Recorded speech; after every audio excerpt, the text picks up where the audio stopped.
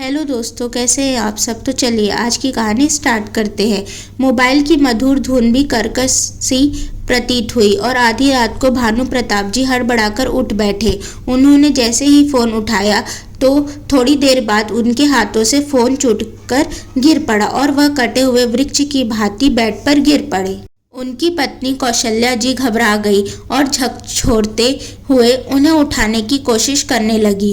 उन्होंने घर के नौकर को आवाज लगाई, लेकिन वह तो गहरी नींद में सोया हुआ था। तब उन्होंने जल्दी से जाकर उसे उठाया और पड़ोसियों से मदद मांगने के लिए कहा। आनन फानन में भानु प्रताप जी को अस्पताल पहुंचाया गया। जब डॉक्टर ने उनका इलाज शुरू किया तब जाकर कौशल्या जी को थोड़ी राहत मिली और उन्होंने पति का फोन उठाकर देखा कि आखिरी किसका कॉल आया था। फोन पर अपने समधी जी का नंबर देखते ही वह हैरान रह गई कि आखिर ऐसी क्या बात हो गई जो आधी रात को उन्होंने फ़ोन किया। उन्होंने दोबारा से उनका नंबर डायल कर दिया तो उनके समधी ने फ़ोन रिसीव करते ही कहा, आप बार बार मुझे फ़ोन मत करिए, बस यहाँ आकर अपनी मनहूस बेटी को ले जाइए। इतना कहकर उन्होंने फ़ोन काट दिया। कौशल्या जी बेचैनी से भर उठी कि आखिर क्या बात हो गई जो वह ऐसी बातें कर रहे हैं। अब तो उन्हें दोबारा फ़ोन लगाने की हिम्मत भी नहीं हो रही थी। उन्हें अपनी बेटी स्वर्णा की बहुत चिंता होने लगी तो उन्होंने कांपते हाथों से अपनी बेटी को कॉल लगाया। 2 रिंग जाते ही बेटी ने फ़ोन उठाया। कौशल्या जी ने चिंतित स्वर में कहा, बेटा सब ठीक तो है ना। स्वर्णा भरे गले से बोली, माँ सब कुछ बर्बाद हो गया। इतना कहकर वो सिसकने लगी तो कौशल्या जी का कलेजा मुंह को आ गया। वह हैरानी से बोली, बेटा क्या बात हुई है, घर में कोई लड़ाई झगड़ा हुआ है क्या। स्वर्णा फूट फूट कर रो पड़ी और धीरे धीरे अपनी सारी बातें बताई, जिसे सुनकर कौशल्या जी के पैरों तले जमीन ही सरक गई।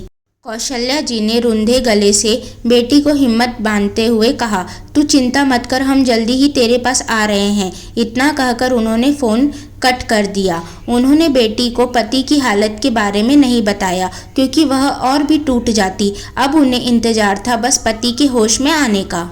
2 घंटे के बाद डॉक्टर ने बताया कि अब वह खतरे से बाहर है। अब ऐसी हालत में उन्हें तनाव तो नहीं देना चाहिए था, लेकिन कौशल्या जी भी क्या करती। हालात ही कुछ ऐसे हो गए थे। वह अपने आंसू पोंछते हुए पति के पास जा पहुंची तो भानु प्रताप जी का चेहरा एकदम से मुरझाया हुआ था।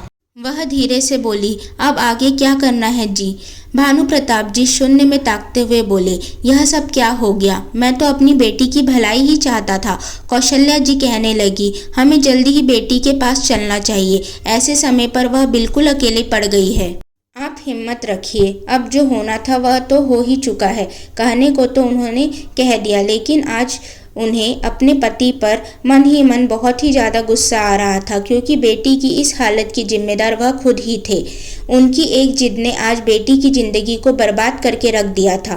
नर्स ने आकर भानु प्रताप जी को एक इंजेक्शन लगाया और वह गहरी नींद में चले गए तो कौशल्या जी भी पास पड़े हुए बेड पर बैठ गई। थोड़ी देर में सुबह होने वाली थी, लेकिन उनकी बेटी की जिंदगी में हमेशा के लिए अंधकार छा चुका था। आज से साल भर पहले का दृश्य उनकी आंखों के सामने घूमने लगा। जब एक दिन उनकी बेटी ऑफिस से घर आई तो काफ़ी खुश दिखाई दे रही थी।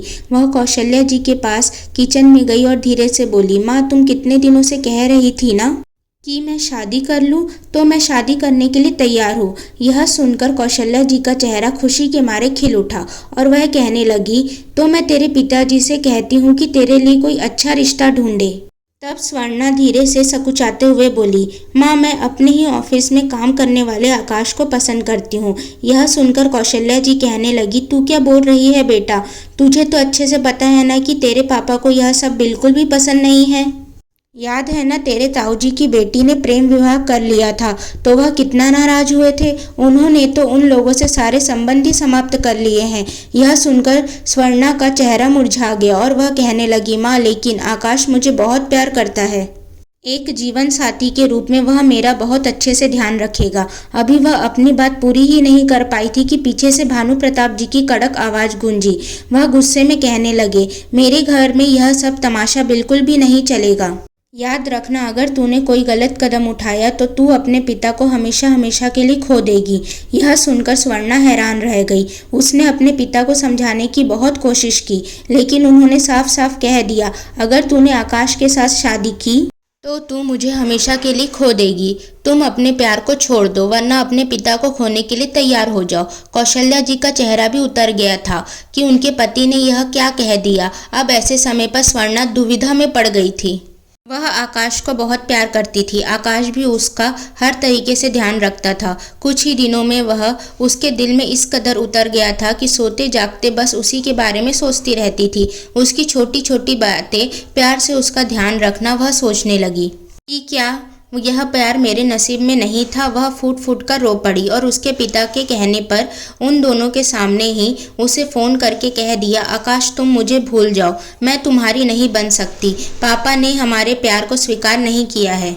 इतना कहकर उसने फ़ोन काट दिया। आकाश तड़प उठा क्योंकि वह स्वर्णा को बहुत प्यार करता था। अब भानु प्रताप जी जल्द ही स्वर्णा की शादी करवा देना चाहते थे क्योंकि उन्हें डर लग रहा था कि उनकी बेटी ने अभी तो इनकार कर दिया, लेकिन हो सकता है कि वह कोई गलत कदम ना उठा ले। आनन फानन में उन्होंने रिश्ता देखना शुरू किया। इसी बीच उन्हें एक मित्र के जरिए प्रभात का रिश्ता पसंद आया। प्रभात अपने माता पिता के साथ लंदन में रहता था और शादी के बाद वह तुरंत ही स्वर्णा को लेकर अपने साथ ही जाने वाला था।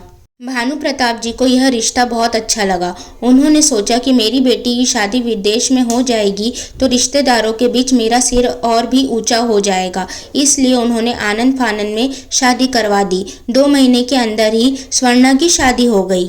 विदाई के समय उसे देखकर ऐसा लग रहा था कि मानो वह एक जिंदा लाश हो, क्योंकि उसके चेहरे पर ना तो कोई खुशी थी और ना ही कोई आंसू। वह बस निर्विकार भाव से सारी रस्में निभाते हुए वहां से विदा हो गई, मानो वह कोई बोझ हो और माता पिता के सिर से खुद ही हट रही हो। शादी के बाद प्रभात उसे लेकर लंदन चला गया। वहां पहुंचकर वह अपनी गृहस्थी में रम गई। ससुराल में सिर्फ उसका तन था, मन तो वह पहले ही किसी और को दे चुकी थी। हालांकि पति ने उसे कभी छुआ भी नहीं, इसलिए उसे प्रभात से कोई खास परेशानी नहीं हुई। मगर धीरे धीरे जब समय बीता तब उसे पता चला कि प्रभात बहुत अय्याश किस्म का आदमी है और उसकी बहुत सारी गर्लफ्रेंड है जिनके साथ वह रात बिताया करता था और घर नहीं आता था। जब उसने इस बात की शिकायत अपने सास ससुर से की तो वह लोग कहने लगे, लड़के तो ऐसा करते ही हैं, हमारे घर की बहू तो तुम ही रहोगी ना। लेकिन एक दिन पता चला कि प्रभात को एड्स की बीमारी है। धीरे धीरे उसका स्वास्थ्य गिरने लगा और कल रात को ही उसका देहांत हो चुका था। तब प्रभात के पिताजी ने भानु प्रताप जी को कॉल लगाकर सीधे सीधे कह दिया कि आप अपनी मनहूस बेटी को यहाँ से ले जाइए, इसके कारण ही मेरे बेटे की मौत हुई है। इसके कदम अशुभ है। भानु प्रताप जी को सारी बातें पता नहीं थी, लेकिन कौशल्या जी ने जब बेटी को फोन लगाया तो उसने धीरे धीरे माँ को सब कुछ बता दिया था। जब भानु प्रताप जी को अस्पताल से छुट्टी मिली तब कौशल्या जी ने सारी बातें उन्हें बताई तो उनके सिर पर जैसे आसमान ही टूट पड़ा। वह सोचने लगे कि अपनी इज्जत और दिखावे के चक्कर में मैंने अपनी बेटी की जिंदगी बर्बाद कर दी। खैर, थोड़े समय के बाद वह लोग बेटी को लंदन से वापस ले आए थे, लेकिन स्वर्णा को अब कुछ भी अच्छा नहीं लगता था। उसे भी बस हर वक्त यही लगता रहता कि उसके पिताजी ने उसकी ज़िंदगी बर्बाद कर दी। एक दिन स्वर्णा उदास मन से अपने रूम में बिस्तर पर पड़ी हुई थी। तभी अचानक से दरवाजे पर आहट हुई। उसने दरवाजे की ओर नजरें उठाकर देखा तो सामने आकाश को खड़े देखकर वह स्तब्ध रह गई। वह हड़बड़ाकर उठ बैठी। 1 साल में ही वह हड्डियों का ढांचा बन गई थी। आकाश की आंखों में आंसू आ गए। वह घबराहट में कहने लगी, आकाश तुम यहाँ क्यों चले आए? पापा देख लेंगे तो गुस्सा करेंगे, तुम प्लीज़ यहाँ से चले जाओ। तभी पीछे से भानु प्रताप जी ने कहा, नहीं बेटा, मैं गुस्सा नहीं करूँगा। मैंने बहुत बड़ी गलती की थी, तुम लोगों को अलग करके बहुत बड़ा पाप किया था। शायद उसी की सज़ा ईश्वर ने मुझे दी है, लेकिन अब मैं अपनी झूठी इज्जत के लिए अपनी बेटी की जिंदगी को और अंधकार में नहीं डुबा सकता हूँ। आज से तुम आकाश की हुई, मैं तुम लोगों के बीच में नहीं आऊँगा। जल्द ही मैं बहुत धूमधाम से तुम्हारी शादी आकाश के साथ करवाऊंगा। यह सुनकर स्वर्णा दौड़कर अपने पिता से लिपट गई और पापा कहकर रो पड़ी। पीछे खड़े आकाश ने उसके सिर पर प्यार से हाथ फेरा तो भानु प्रताप जी उन दोनों को कमरे में अकेले छोड़कर वहां से निकल गए। इधर कमरे के भीतर मानो सदियों का इंतजार जैसे एक पल में पिघल गया। वो दोनों एक दूसरे को अपलक देख रहे थे, मानो आंखों में बीते समय की सारी शिकायतें, सारी कहानियां ठहरी हो। किसी ने कुछ नहीं कहा पर सब कुछ कह दिया।